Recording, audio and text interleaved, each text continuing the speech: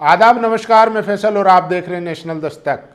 अंजुना ओम कश्यप के खिलाफ मुकदमा दर्ज हो गया है। लखनऊ की एक कोर्ट ने कहा है कि पुलिस उनके खिलाफ मुकदमा दर्ज नहीं कर रही थी, लेकिन कोर्ट ने कहा इनके खिलाफ एफआईआर करिए।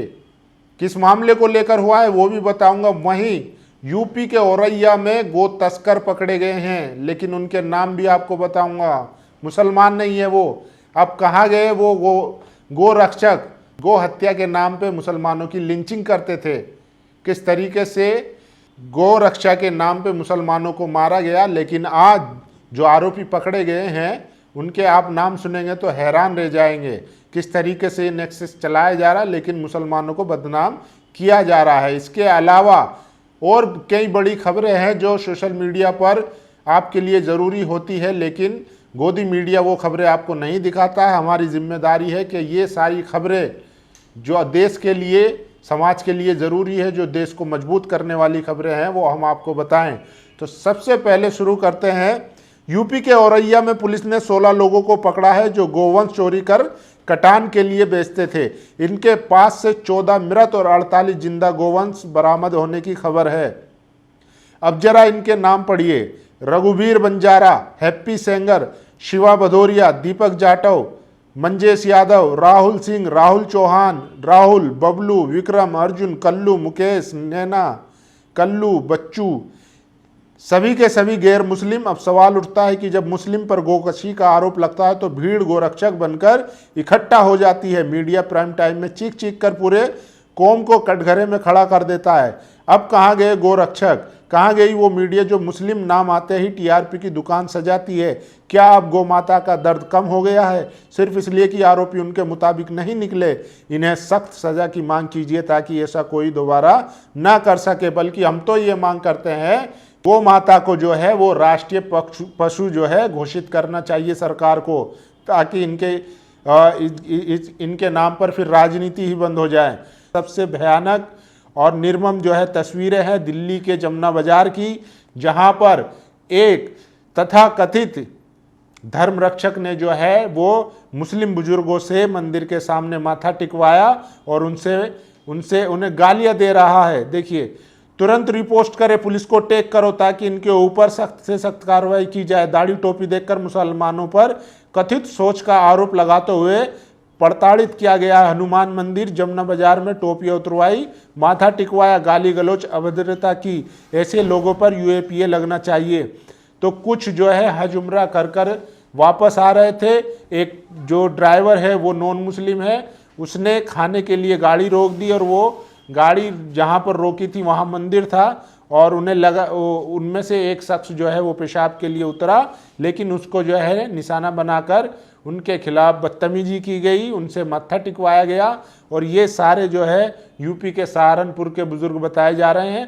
हालांकि जो गाड़ी चला रहा था ड्राइवर वो खुद नॉन मुस्लिम था और उसको भी गालियां दी जा रही है। वो कह रहा है कि मैं तो खुद यहाँ माथा टेकता हूँ, तो मैं ऐसा कैसे करवा सकता हूँ। लेकिन खुद तथाकथित जो धर्म रक्षक हैं वो अपने आप को सोशल मीडिया पर चमकाने के लिए, मुसलमानों से नफरत दिखाने के लिए इस तरीके की हरकत करते रहते हैं, लेकिन पुलिस की तरफ से जो है कोई भी एक्शन नहीं लिया गया। लेकिन खैर, ये इसके नतीजे भी धीरे धीरे आने शुरू हो गए हैं। अब ये देखिए, एक बिजनेसमैन है आदित्य उपाध्याय, यूपी के रहने वाले हैं। उत्तराखंड में इन्होंने बिजनेस डाला था, होटल शुरू किया था। वहां पर अब ये वीडियो बनाकर कह रहे हैं कि उत्तराखंड में हिंदू मुसलमान इतना हो गया है कि वहां पर टूरिस्ट जा ही नहीं रहा है। सांप्रदायिक माहौल इतना बढ़ गया है कि वहां पर जो है सैलानी जा ही नहीं रहे हैं, टूरिस्ट जा ही नहीं रहे हैं। तो कारोबार ठप हो चुका है। जो किराए पे लेकर वहां कारोबार कर रहा है, रेस्टोरेंट चला रहा है, होटल चला रहा है, वो तो कह रहा है कि भैया हालात इतने खराब है कि हम आत्महत्या करने की सोच रहे हैं। और ये जो है आदित्य उपाध्याय हैं, पंडित जी कह रहे हैं अपने आप को, ये अपना दर्द बयां कर रहे हैं। कह रहे हैं सरकार ने इतने हालात खराब कर दिए उत्तराखंड में। जो टूरिस्ट पैलेस था, जहां पर जो है टूरिस्ट के जरिए ही वहां की इकोनॉमी चलती थी, अब लोग वहां देखिए, मुसलमान कह रहे हैं मुसलमानों ने तो आना ही बंद कर दिया है। और जो बची कुची कसर थी वो सरकार ने ऐसी नीतियां वहां पर थोप दी है कि बाहर का आदमी ना वहां जगह खरीद सकता है, मतलब कुछ कर ही नहीं सकता, जिसके चलते वहां पर कारोबार करना बहुत मुश्किल हो गया है। तो ये भी एक सच्चाई है। आप अगर देखिए, लगेगी आग तो आएंगे घर के इज्जत में, यहाँ पर सिर्फ हमारा मकान थोड़ी है। तो अगर आप हिंदू मुस्लिम करेंगे तो उसका असर आपको बिजनेस पर भी मिलेगा। और ये देखिए, ये कोई मुसलमान नहीं, आदित्य उपाध्याय हैं, राम राज्य के रहने वाले हैं और देवभूमि में अपना कारोबार करते हैं, लेकिन कह रहे हैं मैं अब कभी उत्तराखंड नहीं आऊँगा। तो इस तरीके के हालात है। और ये देखिए, अच्छा, जब दिल्ली में मुस्लिम नौजवान बाढ़ पीड़ितों की सेवा में लगा था, तब दिल्ली के ही जमुना बाजार इलाके में सिद्धार्थ शर्मा उर्फ काकू अपनी कुंठा, सांप्रदायिकता और घृणा का परिचय दे रहा था। सिद्धार्थ नामी इस युवक ने अपने दादा की उम्र के मुस्लिम बुजुर्गों के साथ पहले गाली गलौज की, फिर उनसे टोपी उतरवाई और फिर मंदिरों में सजदा करवाया। घटना का वीडियो वायरल हुआ तो आरोपी ने माफी भी मांग ली, लेकिन सवाल दिल्ली पुलिस पर है कि उसने अभी तक इस नफरती चिंटू के खिलाफ क्या कार्रवाई की और कार्रवाई क्यों नहीं की। तो ये देखिए, बड़े शर्म की बात है कि अपने पिता समान जैसे उम्र के शख्स से ये आदमी गाली गलौज करता है और उनसे माथा टिकवाता है। आप सोचिए कि हालात कितने ख़राब हैं। और ये देखिए, उत्तर प्रदेश के मुख्यमंत्री योगी आदित्यनाथ कह रहे हैं कि उत्तर प्रदेश आज से 400 साल पहले देश के सबसे समृद्ध राज्यों में था। यानी आज से 400 साल पहले मुगल शासन में उत्तर प्रदेश भारत का सबसे समृद्ध राज्य था। तो ये हमेशा पास्ट की बात करते हैं। खैर, जब भी जो है जहांगीर, मेरे ख्याल से जहांगीर का ही जो है शासन रहा होगा, मुगलों का ही शासन रहा होगा। और ये देखिए, लखनऊ की कोर्ट ने अंजना ओम कश्यप के खिलाफ एफआईआर करने के लिए कहा है। पुलिस हालांकि उसमें आनाकानी कर रही थी, लेकिन लखनऊ की एक कोर्ट ने जो है कहा है कि आप इनके खिलाफ एफआईआर रजिस्टर करिए।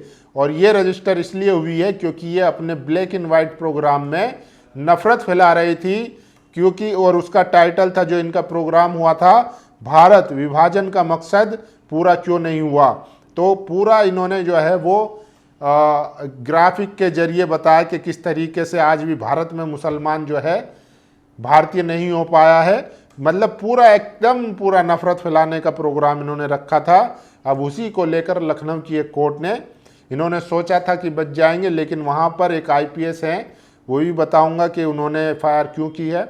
और ये देखिए, सऊदी अरब उम्रा से लौटकर ट्रेवल बस से आ रहे मुस्लिम बुजुर्ग जब खाना खाने के लिए रुके तो एक बुजुर्ग सोच करने लगे, तभी कुछ गुंडों ने गाली गलौज की, टोपी उतरवाकर मंदिर से माथा टिकवाया, हिंदू ड्राइवर से भी गाली गलौज की।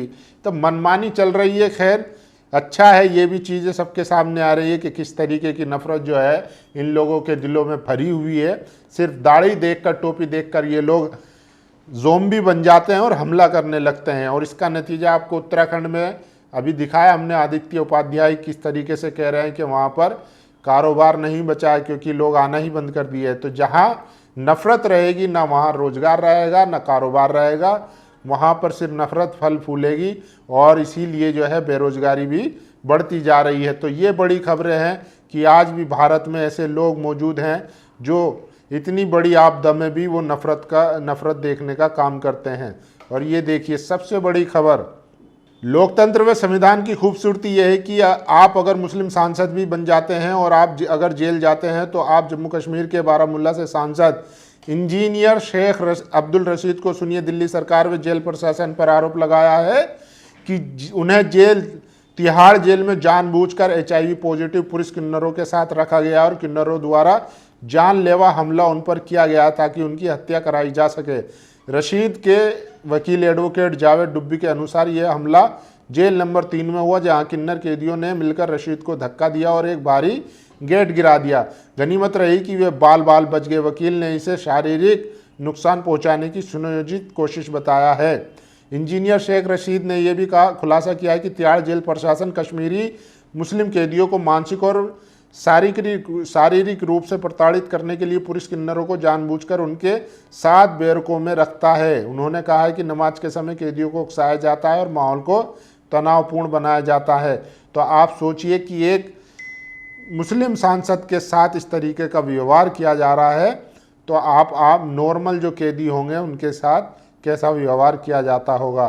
तो ये बड़ी खबर है। और ये देखिए, जो मुस्लिम लड़कियां सनातन पर्व पर विश्वास रखती है, उनका मित्र अगर हिंदू है तो हम उनकी शादी करवाएंगे, उनका खर्चा उठाएंगे और उन्हें संरक्षण देने का काम करेंगे। कुंवर अजय तोमर, प्रदेश अध्यक्ष योगी ब्रिगेड मुस्लिम लड़कियों के धर्मांतरण का खुला आह्वान करते हुए। तो इन लोगों के खिलाफ ना तो मुकदमा होगा ना एफआईआर होगी, बल्कि ये जो करवाते हैं भगवा लव ट्रैप वो घर वापसी हो गई। अगर कोई मुस्लिम, अभी आपको वो याद होगा कि किस तरीके से बरेली से 7 मुस्लिम नौजवानों को उठाया गया, उनको टॉर्चर किया गया और उनको जबरन धर्मांतरण के केस में आरोपी बनाया गया। बाद में कोर्ट ने पुलिस को नोटिस भेजा है। लेकिन इस तरीके के जो अजय तोमर जैसे लोग हैं जो खुलेआम नफरत फैलाने का काम कर रहे हैं, मुस्लिम महिलाओं को टारगेट करने का काम कर रहे हैं, उनके खिलाफ कोई मुकदमा नहीं होगा। और ये देखिए, अंजना ओम कश्यप पर लखनऊ में भारत विभाजन के मकसद को लेकर एक शो किया गया जिसमें उन्होंने सांप्रदायिक द्वेष फैलाया था। आज़ाद अधिकार सेना के अध्यक्ष और रिटायर आईपीएस अमिताभ ठाकुर शिकायत दर्ज करवाई और कोर्ट से एफआईआर दर्ज करवाई। इंसानियत आज भी जिंदा है। तो देखिए, धर्म के आधार पर आप नफरत फैला रहे थे। 400-500 साल पुरानी बातें करवा लो, आज की बात ना करो बस। तो 400 साल पहले यूपी जो है सबसे समृद्ध राज्य था। 1625 में तब तो जहांगीर का राज था, ये जवाब दिया गया है। और ये देखिए, पत्रकार है, पाठशाला अपनी चलाते हैं और ये किस तरीके से केजरीवाल की खांसी का मजाक उड़ा रहे हैं। सीएम रेखा गुप्ता का जो है वो इंटरव्यू कर रहे हैं, वो खास देती है तो कहते हैं कि क्या ये भी केजरीवाल ने तो आपको नहीं दे दी। आप सोचिए कि पत्रकारिता है या ये चाटुकारिता का से भी ऊपर की चीज़ है ये तो। और ये देखिए, ये वो शख्स हैं पूर्व आईपीएस अमिताभ ठाकुर, जिन्होंने अंजना ओम कश्यप के खिलाफ मुकदमा दर्ज कराया है। तो कह रहे हैं कि जिस तरीके से उन्होंने नफरत फैलाने का काम किया था, हम चाहते हैं कि उनके खिलाफ कार्रवाई हो। अंजना ओम कश्यप के खिलाफ आज़ाद अधिकार सेना के प्रमुख पूर्व आईपीएस अमिताभ ठाकुर ने दर्ज कराया मामला। नफरत बांटने वाली अंजना ओम कश्यप जा सकती है जेल, सुनिए अमिताभ ठाकुर का बयान। तो इस तरीके की खबर आ रही है। और देखिए, लखनऊ की कोर्ट ने अंजना ओम कश्यप के खिलाफ एक मुकदमा दायर कर दिया है। और तो ये बड़ी खबर है कि लखनऊ में अंजना ओम कश्यप के खिलाफ एफआईआर दर्ज हो गई है और अब वो जेल जा सकती है। वहीं दूसरी तरफ गोवंश के तस्करी के आरोप में 16 लोग पकड़े गए हैं, जिसमें 16 के 16 आरोपी जो है वो नॉन मुस्लिम है। मुसलमानों का इससे कोई लेना देना नहीं है, लेकिन उनके खिलाफ ना कोई आउटरेज होगा, ना गोरक्षक इनकी लिंचिंग करेंगे, ना ही इनके घर पर बुलडोजर चलेंगे, कुछ नहीं होने वाला है। बल्कि मुसलमान तो मांग करता है कि गोवंश को जो है या गो माता को राष्ट्रीय पशु घोषित करना चाहिए, ताकि इसके ऊपर राजनीति बंद हो। बाकी आप लोगों की क्या राय, अपनी राय जरूर दीजिए। शुक्रिया। नेशनल दस्तक की आपसे गुजारिश है कि अगर इसको बचाना चाहते हैं तो नेशनल दस्तक को सब्सक्राइब करने के लिए रेड कलर के सब्सक्राइब बटन को दबाएं, फिर बेल आइकन की घंटी दबाएं। नेशनल दस्तक को बचाने के लिए बहुत जरूरी है कि हर खबर को शेयर करें, लाइक करें, कमेंट जरूर करें।